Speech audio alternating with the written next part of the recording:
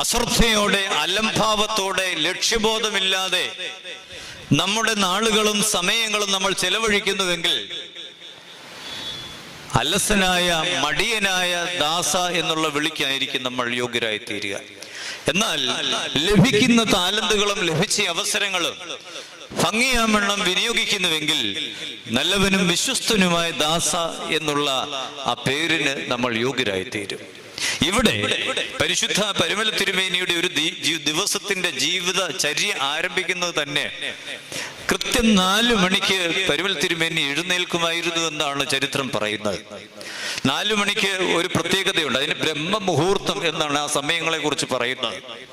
ആ സമയത്ത് എഴുന്നേറ്റ് ദൈവസന്നിധിയിൽ പ്രാർത്ഥിക്കുന്ന എല്ലാ കാര്യങ്ങൾക്കും നിശ്ചയമായും ഉത്തരം ലഭിക്കും എന്നാണ് ഭാരതീയ